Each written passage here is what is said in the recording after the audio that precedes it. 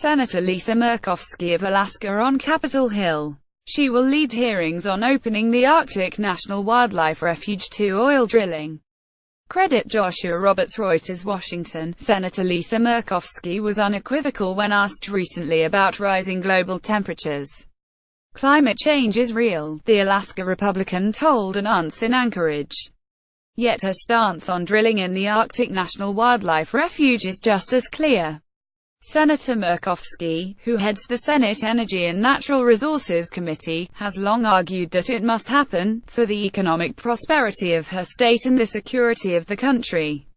Her views, contradictory to some, a pragmatic balance for others, will take center stage on Thursday when the committee holds a hearing on opening part of the refuge to drilling, an effort to raise revenue for the federal government as part of a planned tax overhaul. For supporters of drilling in the Arctic refuge, the tax plan represents the best chance in decades to realize the dream of drilling for oil beneath the tundra. The debate's importance, though, may ultimately go well beyond the fate of the Arctic refuge.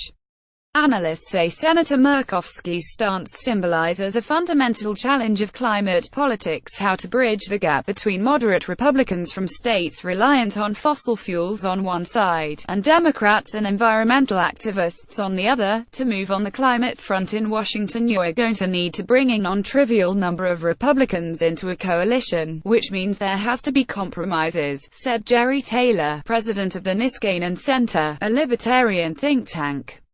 We're going to have to address conservative concerns and policy demands. It's not unfair for environmentalists to argue that if you take climate change seriously, it simply requires the rapid decarbonization of the economy.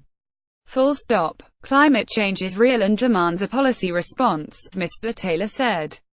Of Senator Murkowski, he added, her skepticism is about that policy response. Anything that's going to increase oil and gas prices is something SHES going to be very skeptical about. Senator Murkowski has walked a delicate line on climate change for much of her 15 years in Congress.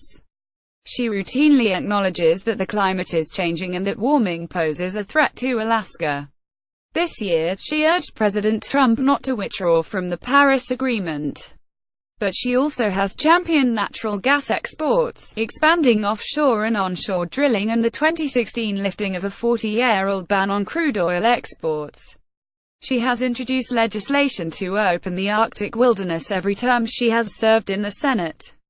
The senator, for her part, said she sees no inconsistencies in her views. I think for anybody who has spent any time in Alaska, there is an awareness that we all have that we are seeing the impacts of climate change perhaps more readily than in other parts of the country because of our Arctic environment, Senator Murkowski said in an interview. But we're also a place where we recognize that in order to stay warm, we have to have a resource that can keep us warm, and oil has been a mainstay for us, she said.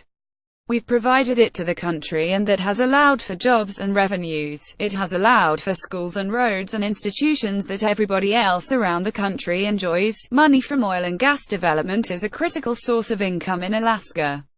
Since the completion of the Trans-Alaska Oil Pipeline in 1977, petroleum revenues have averaged more than 85% of the state budget. According to the Alaska Oil and Gas Association, petroleum supports a third of all jobs in the state. Champions of opening the refuge assert that shifting Alaska's economy will take time, and, despite gains in renewable power, the reality is that oil will be around for decades to come. On Thursday, the debate over the Arctic refuge begins in earnest.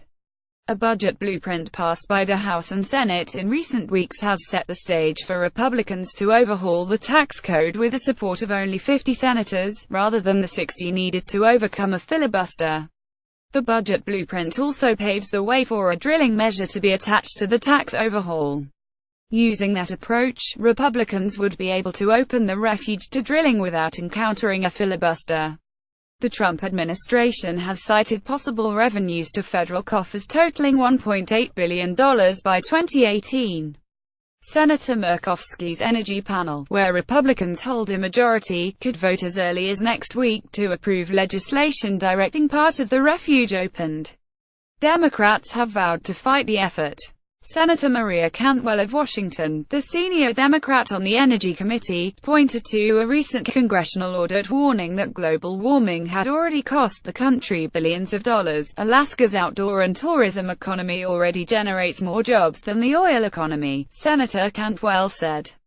Personally, I would be working to protect that outdoor wildlife economy instead of undermining it by drilling in the Arctic. Proponents of drilling point to Energy Information Administration estimates projecting that oil and gas will account for more than half the world's energy supply through 2050, despite the gains in renewable power.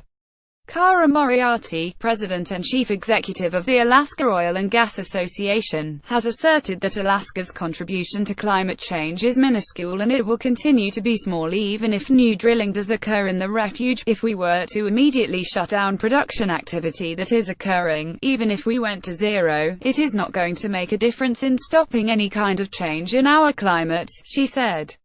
It's a case that Senator Murkowski makes as well. The answer, she argues, lies in using oil revenues to pave the way for alternative energy sources. It's not something that can be done overnight, and it is something that can only be done if you have resources, she said. Alaska, Senator Murkowski said, embraces clean energy and has devoted state resources to boosting capital for distributed energy and developing microgrids to power remote parts of the country, for the people who live and work and raise their families in a very small population state. We don't think we are the problem, Senator Murkowski said.